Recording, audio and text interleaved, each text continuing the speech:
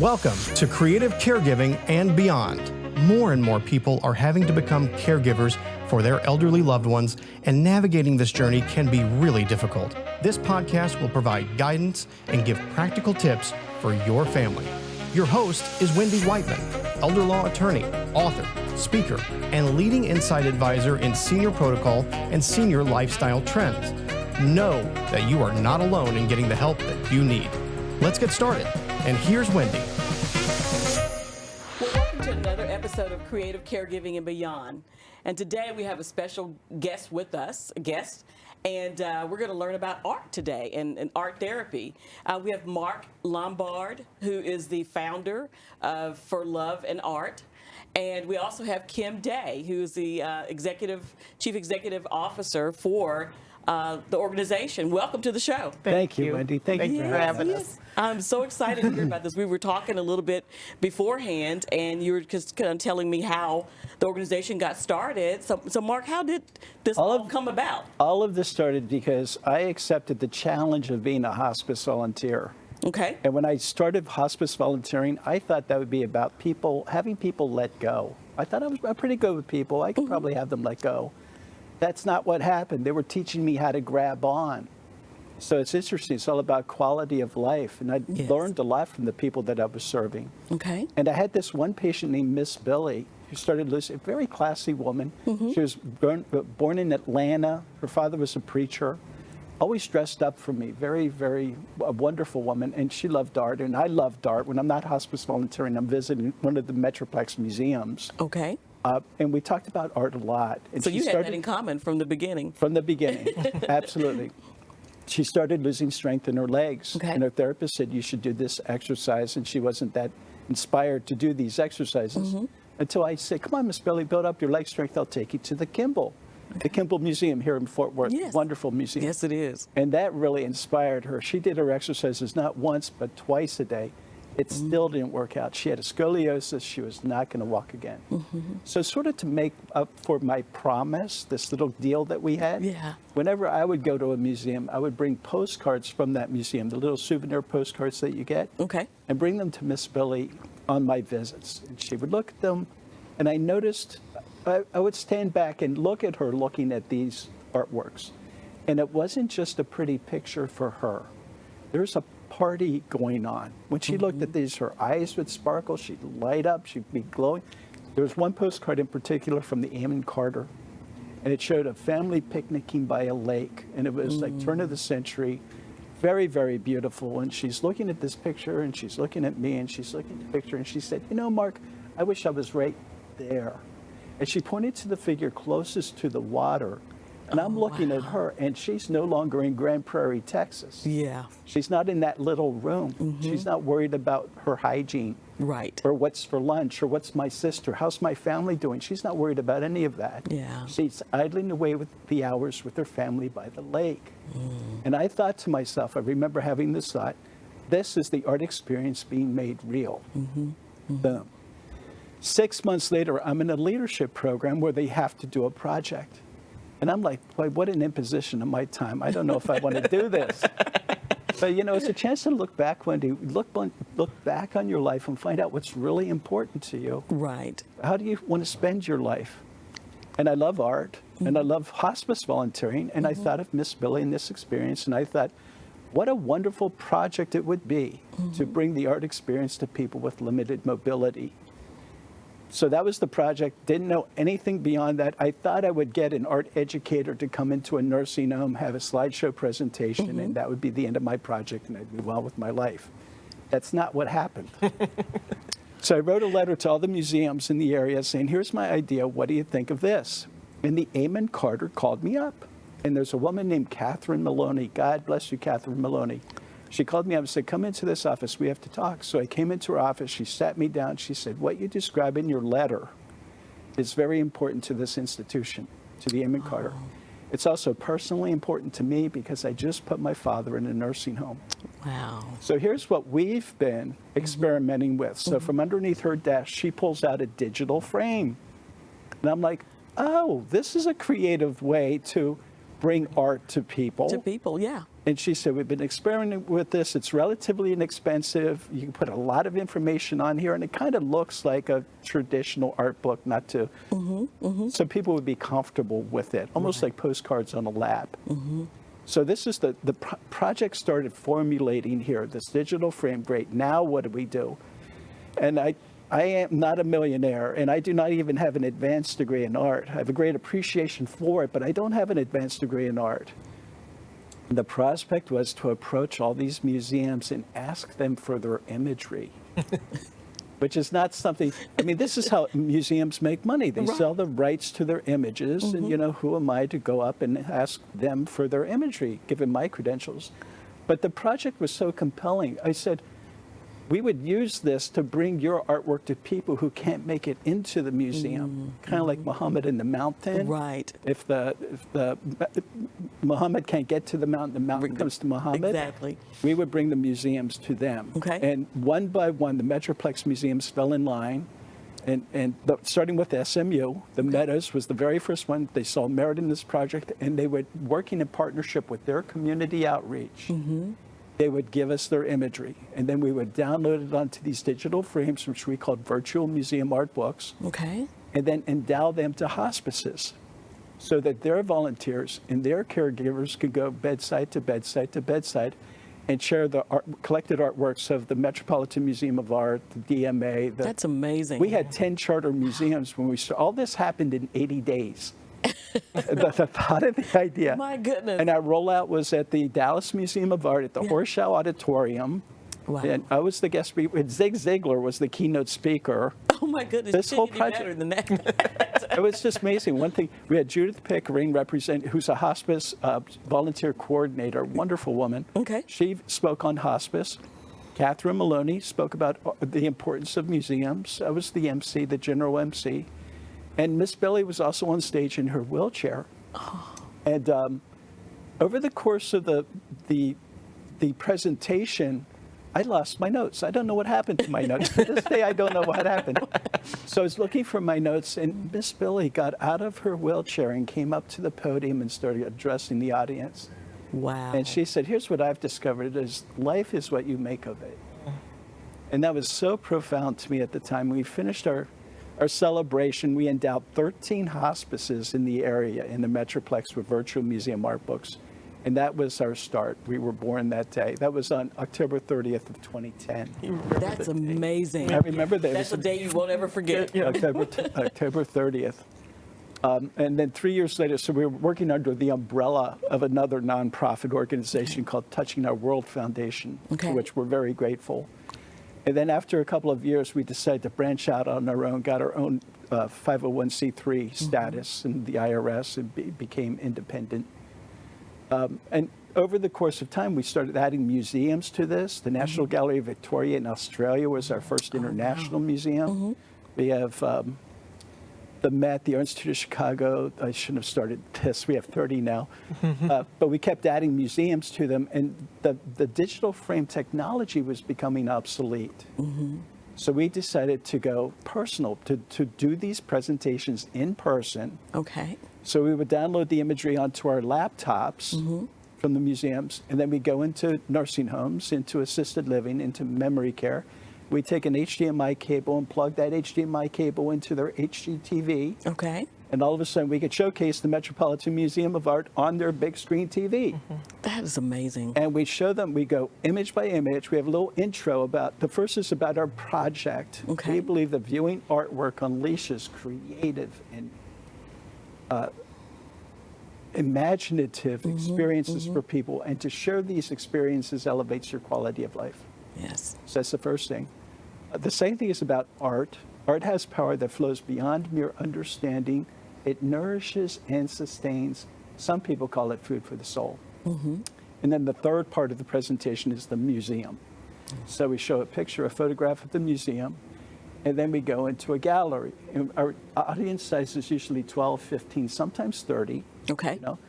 And we go to the first person, Sally, the first one's for you. Are you ready? And she's like, yeah, I'm ready. So we get people ready to go. And we showcase this artwork. And it's usually, it's a Matterhorn, the Matterhorn at sunrise. Are you kidding me? Wow. It's beautiful. And you say, okay, what's your experience? And she reflects, she recollects, and then she shares. Oh, this is so beautiful. I love the way this works, this works. This kind of reminds me when I was a little girl. My grandfather would take me out so all of her experience gets shared. Okay. And she is heard. We listen to her and validate her experience as being her experience. And we say, do you like this? Okay, would you have this in your home? Where would you put it? Mm-hmm. Great. And then we turn to the next person. Okay, John, the next one's for you. Are you ready? Yeah, I'm ready. So, boom, a beautiful meadow. And he gets to share what his thoughts and feelings are about the meadow. And people hear about each other. It creates this incredible intimacy. Yes. Wendy. Yeah. This is not just talking about, this is talking about my fondest memories of my childhood. Right. This is right. like, so it elevates every aspect of quality of life. This is what makes this project unique. Every aspect of quality of life. There's a psychosocial aspect, like you and me, Kim, everybody together, sharing, psychosocial. There's a cognitive aspect. Why you do crossword puzzles and enjoy figuring things out. You know, when you figure something out, the part of the brain that occurs in is right next to your pleasure center. Yes, yes. You get this little kick of joy. The third one is spiritual. The stronger your spiritual quality of life, the greater your overall quality of life is. And the fourth one is physical. And that's a tough one to say, to claim that you elevate the physical quality of life, but how do you measure joy? Yeah. How do you measure joy? Right. So luckily for us, 3 years ago now, a woman in England came out with a study, and she was measuring the blood levels of endorphins, anti-stress hormones, in the bloodstream for people who are exposed to art and compared them to people who aren't. Wow. And her conclusion was biochemically, epidemiologically, 1 trip to the museum has the health equivalent of 4 trips to the gym. Amazing. Isn't that amazing? That is amazing. Get me to the museum. This is really great. yes. But also it explains the euphoria that our people, our residents were experiencing at the end of the presentation. They are not lonely. There's no room for it. You Right. can't be joyful and lonely at the same time. Yeah. Yeah, that's You're not worried about anything. Right. You know, you're not alone. You're very related with people. It's like family. It's like we generate these relationships with family. Yeah. So I know I gave you a lot of information No, right there. You that asked was me great. That was great. how the That's project a great started. introduction. So, And we were going great. We were doing 10% a year. Since 2016, we started doing these live presentations. okay. 2019, we gave 623 presentations to nearly 9,000 seniors. Wow. And we had 24 what we call community docent archangels. These are people who would actually make the presentations. And you don't have to have an advanced degree in art. I'm proof, to go into a do nursing that, home, yeah. take your HDMI, connect your computer, and then go through this and say, okay, John, what do you think of this? Okay, Sally, and so on. So we gave 623 presentations to nearly 9,000 seniors here in the Metroplex in communal living. Oh my And all goodness. along our virtual museum art books are in they're all over the country. Yeah. We have one in Australia. We have one in Africa from people who hear about this. So their hospice volunteers are doing this bedside that we don't know exactly what's happening. Right. But for our presentations, 2019, we had 77 client facilities. COVID hit. Everything shut down. Oh, Everything shut down. And our board is pretty savvy, so we kind of switched to Zoom almost immediately. very good. Yeah, Yeah. very smart. Yeah. And we did 3-hour-long Zoom sessions each and every day to people all over the world. We had every Amazing. continent except for Antarctica.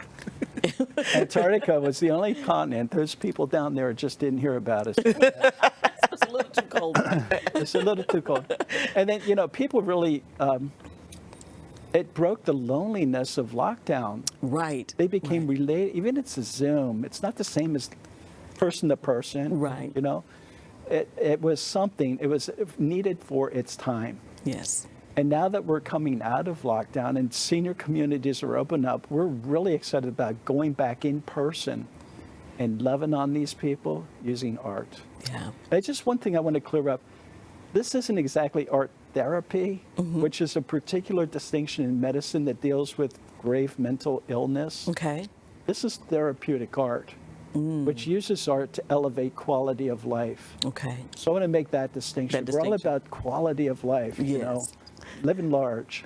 Well, it's amazing because it does tap into the innermost part of a person, and they get to express, you know, what they're feeling and what they're thinking, and bring back those happy memories. Yes. Yeah. And sometimes it enables them, art triggers conversations that are really important to people. Right. These creative experiences they have. I showcase this one, I love telling this story. So there's this beautiful George Inness painting. It's called Springtime in New Jersey. Springtime, beautiful, beautiful. It's dusk. So it's that great magic golden hour time of day where everything looks really great. The moon is out, even though it's still daylight, you can see the full moon. Isn't that fun? Big yellow house back here. There are 3 dogwood trees. One's a beautiful pink, one's a beautiful green, and here's this big white dogwood tree. And then there are trees in the background, a very lush meadow. It's an extremely beautiful painting.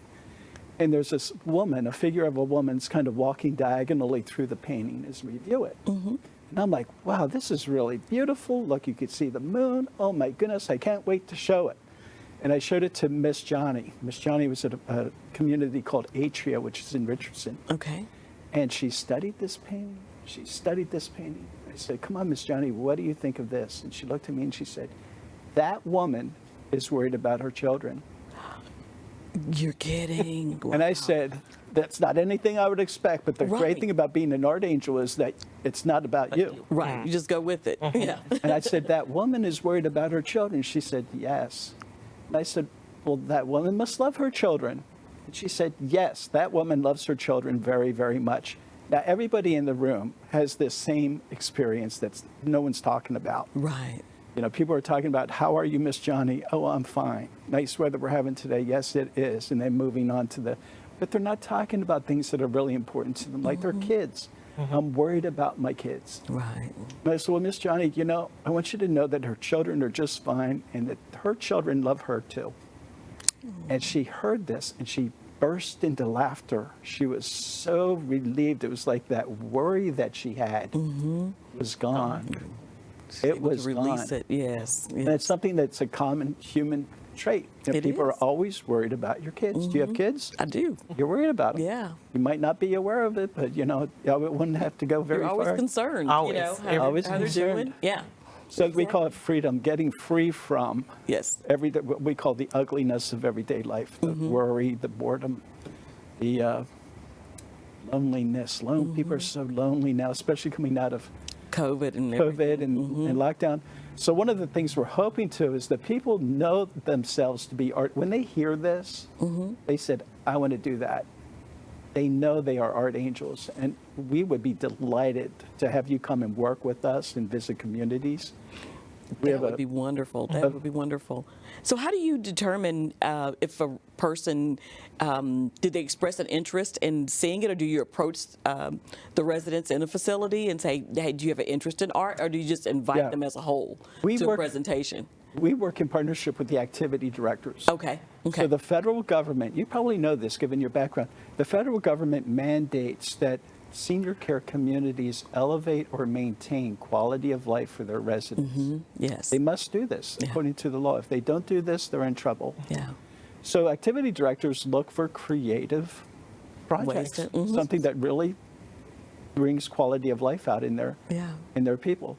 So, and we contract with them usually twice a month. Okay. Like the second or the fourth Thursday of the month at 2:00. Okay. We'll be there in this community for an hour-long presentation. But they get together the community. And it's not everybody who comes. Right. But nearly everybody, even people who don't like art, who had bad experiences in art history, they try it once and they see what it's all about. It's not really about Claude Monet being born in 1840. Right. You know. The history of the The history of artist. it. And, We throw some of that in there. We give a lot of tips on art appreciation, which is really cool. And people find, like when an artist uses red, he or she wants you to look at it.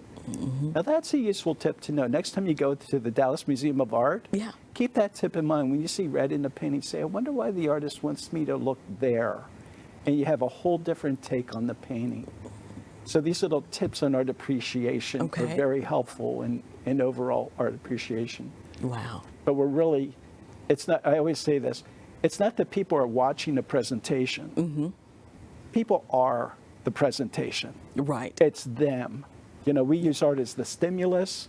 We're interested in soliciting or eliciting a particular response, which is heightened quality of life. Amazing. And we're very successful at it. So you're getting an opportunity to see the results as well from some of the residents, and I'm sure you hear from some of your docents or your representatives We have that go in. we have stated outcomes for our art angels, for Okay. the people who take this on, and it includes, there are 5 of them. I can't enumerate them. They're really wonderful. I wish I'd written them down so I could tell you what they are, and you're like, wow, if you're interested, email me or Cam, and we'll get them to you. For the people who lead this, it is so fulfilling to be the person to bring them the beauty of Claude Monet, Okay. and have people gasp in the audience when this thing pops up, Yes. or Winslow Homer, or something intriguing, and they thank you. They thank me, the presenter. Are you kidding? It is so fulfilling that I'm able to do this for people. So, as an art angel, you know, I can't think of any. I call myself the richest man in Dallas, and I still don't have $1 million. But the personal fulfillment from doing what I do and working with so many people, I knew 400 people by their first name, 400 seniors. Wow. Because you develop these strong relationships, Wendy. I know you now by your first name. Yeah. You know, and every time I say, hey, Wendy, how you doing? So I go through and I go, John and Susie and Sally, you know, like their family. And that's why COVID just really knocked the stuffing out of me. Yeah. When I was told that I would not go out and see these people, I'm wondering how many of these people would I ever see again? Again. Yeah. And it's like hitting family. It's like imagining, it took me a little bit of time to recover from that. But at least you had planted a seed in them, and they remembered those sessions, hopefully, and the paintings and the art they they love it. experienced. And Oh, I'm glad you brought that up. We Yeah. actually did a survey. We surveyed people in 2019, which is our landmark year, I'll call it, Okay. baseline year. And we surveyed 127 people about a number of things. And each and every one, 100%, called the project engaging, enriching, and fun. Wow. And 100% of the people would recommend it to others, To others. which is really That's important. amazing. Now, we had 2 people dissenting. One person said, it doesn't last long enough. An hour is not long enough.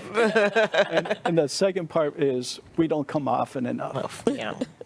So those were, it all points to like how much needed this is. Yes. Yes. And, you know, Gloria, these people write us fan letters.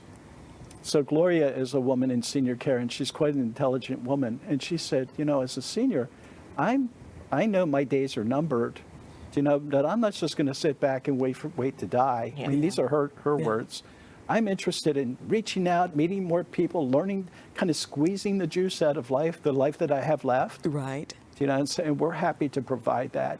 And she never thought of art before. She was a scientist and engineer coming up, so all her life was devoted to that and her children. But now it's a whole new world of art and exploration and discovery. We're in an age of discovery in your 9th decade. Right. How do you like that? Well, it's the type of thing sometimes you get so busy with life and you're like, if I ever had time, this is what I would do. I'd paint or I'd, you know, attempt to sculpt or something. And you really do appreciate those who do have the time and who are so talented. Yes. And that can do that. And that inspired me in my book cover. My son did this finger painting sort of when he was 3. Yes. And I wanted something creative, and I was looking at different art pieces, and I was like, well, we need to do something we can own. And so that's how I came up with that. I just said, we got something around the house for all these art camps we paid for through the years. So, but I love that creative component. It's creative. It is. It is. We're all meant to be creative. Exactly. And, Yes. and the ability to express your creation Yes. Yes. is really awesome, and have it be heard. Yes. That's the important part. Listening is the key part to this whole project, is that we listen to people You know, the art's great. Everybody thinks, oh, it's a great project about art. But it's about so much people. more. Yeah, It's so about, much more. It's about love. Yeah. It's really about love. This is And I our love logo. the name, For Love and Art. Yeah. For Love and Art, here's our little logo. I'm going to show this to Angel. people. Yeah, I'm an art angel. Angel. Art angels, we bring beauty and cause joy. Yes. That's what yes. angels do. Yes. We're all about loving on people and bringing them beauty and causing joy. That's So, amazing. and that's our little logo that's pretty much weird because it's all kinds of different types in there. Yes, it is. This But fellow it's just got creative too. inspired. Yeah. Yes. Very good, very good. So, Kim, let me ask you, where do you see the organization going from here, and what are your goals? And I know you're starting this new position. Yes. It's got to be very exciting meeting everyone and seeing this track that Mark has put before you. Yeah. So I have. what are your impressions? I so have far? huge footprints to step into because his passion is unmeasurable. I'm so excited to join this team. Very good. So the reason I came to For Love and Art, my background is early childhood, 30 plus years in early childhood. Okay. And I was introduced to For Love and Art and the concept, and my mother was in hospice and had just passed away, and I saw the video of him and Miss Billy. And Miss Billy, yes. I was in tears, and I was like, oh my gosh, I love this organization. I wish I would have known about this when my mother was here. She would have been just engaged so much Yes. in her last few months. And so I was just like, okay, I can do something. I can help this be a household name. Yes. My experience has been in nonprofits for 15 years, and I helped grow an organization from a small organization to a multi-million-dollar organization now. Amazing. And I met Mark and saw his passion, and it just aligned with what I wanted to do with the rest of my life. Yeah. And caring for seniors and caring for people who are not able to go to museums or not able to see their family every day or are in care. I just, wow, what an experience for you to be able to have someone bring art to you. Yes. And I went with Mark to one of his presentations, and the seniors were sitting there and they were engaged and they were talking and they wanted more. Yeah. And then afterwards, a woman walked up to us and said, "Thank you so much. My mother really enjoyed this. She has not spoken all day." Really? And she was speaking to Mark about the art. I can't remember which picture it was, but she was engaged and she was talking. And then when it was over, she was just happy as can be. And her daughter was so happy that she was there to experience this with her mother. See it. Yes. So absolutely, I want For Love and Art to be a household name. I want to be able to bring this experience across North Texas and grow this organization. That's what I'm here to do, and I'm excited about it. And I know I can do it. Very good. Yeah, I love that. I love your spirit on that. Thank you. Very good. So if someone wants to help out, what do you guys need? What would you want them to do? Well, we definitely need art angels. Okay. And we need someone that's passionate, someone that will listen. They do not have to be an art enthusiast, as Mark shared, but someone who wants to give back and participate in the engagement of seniors. Okay. And then always funding. Funding. So yes, to grow this organization, we have to get into more facilities. Right now we have communities that can pay for our services, but there are so many communities that cannot pay for us to come in. It's a minimal of $150, but that's a lot to some of the low-income areas that have senior living facilities.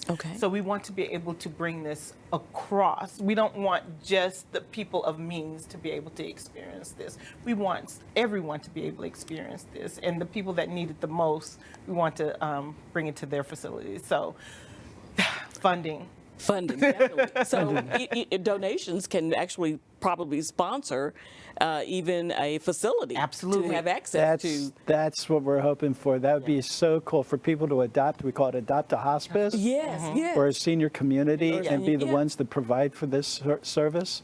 I had this great. patient one time. Her name was Barbara. And she was actually right next to one of my hospice patients that I would go and visit. And I'd always noticed Barbara being alone in her room.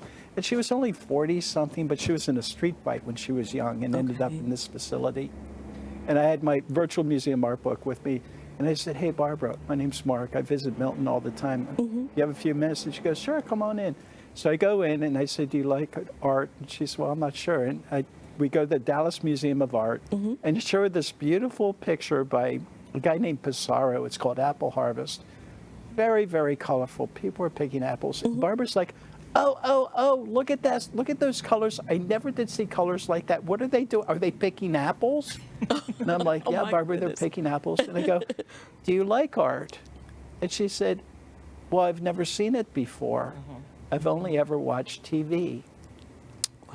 So these are the people that I am the most interested in reaching. Yes. They're the people that really, they have no inhibition. They're not worried about saying the wrong thing. Right. We have a woman named Rhoda May said, I don't know what there is about those pictures, but they just pull the words right out of me. Oh, I love that. Isn't that great? And isn't that what you guys want probably for get the best people? quotes. Yes. Oh, golly.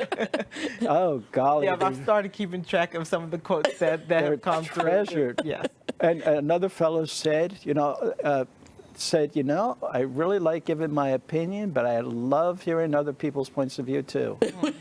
So, it's very really good. Yeah. when you look at something from various points of view, it really adds to your overall experience and It does. enjoyment of the work. It changes the dynamic totally. So Yes. yeah. And there's so much wisdom in our seniors too. It's pulling that out. It's having a conversation to pull out what's still there, it's still viable. And We had a branch. We have branches of this project. We have something called Veterans for Love and Art, which had to do with donating these digital art books to VAMCs across the country. Okay. We had something called Students for Love and Art, where one of our experienced art angels would partner with a high school, the Ursuline Academy, and take their students and teach them how to docent to people. Oh, that's wonderful. To make these presentations to people and realize that art isn't about the history or the aesthetic. It's about the impact that it has on people, what it brings out in mind, body, and soul. Yes. Yes. So people really get the intergenerational thing. They get to hear the wisdom of a lifetime, and the seniors get to enjoy the vitality and youth of the presenter. Yes. So that's another aspect of the program that we'd like to grow. There's That's so amazing. many, Students for Love and Art. It could be part of a curriculum It sure could. in a school. Yeah. Rather than, I love art history. I have to admit, I watch YouTube, so I'm a geek about it now, but not back then. Yeah. Back then, it was just such a hardship, and I have to remember dates, and oh my God, Impressionism, what's that? Manet, Monet, what? Right. And now it you was get to enjoy it. Yeah. Yeah, it was never about what it brought out in me. Right. It was always about something that I had to remember Yes. or memorize. So it is quite a calling, and it's like every aspect of my life has kind of led up to this thing, and I'm so grateful. We talked about gratitude to the big guy for having discovered this way, and I think we are fulfilling God's will in a way. I think so too. To bring love and mercy. And what the way you guys have everything structured. I mean, you're reaching so many people on so many levels. So many levels. Not just the seniors, but the art angels and The art the angels. students and so it's The family members, the caregivers at the facilities join in and participate in the program. Oh, that's wonderful. They love it. That's The museums love us because we're contributing to their outreach. Yes, it's a win-win. It's a all the way win-win. around. And one thing we're very excited about is we recently established partnership with the National Association of Activity Professionals. Oh, Yeah. So these are the people who are expert in engagement conversations. okay. Which is really a key aspect for an art angel. Yes. It's not what they know about the art. Are you good with people? Can you engage people? able to ask them questions like you are. You're an excellent engagement conversation. You would be a great art angel. Here's your name tag. Let me cross this off. Wendy Whiteman. So we're gonna offer their retirees. And one thing about being an art angel, we provide a stipend for every presentation they give. We're able to afford a $50 stipend to these people. Wow. So for people on limited income, people who are retired, this is like extra added money that's more than welcome. That's great. That is wonderful. Isn't that a great idea? Yeah, it is. It is. So many incentives. And for gas and everything that you... Yeah. Take all the excuses away from doing it, something they could just really enjoy and help other people with. That's amazing. It is. We had people who really want to be art angels but have to generate revenue. Sorry, love to do what you're doing, but I got to work at Starbucks. I got to make this money. But if they're making $50 a presentation and they visit 2 communities a day or whatever, that's a lot of money. It is. It is. And they're not we give them latitude to do their own thing, in a sense, to have their own style.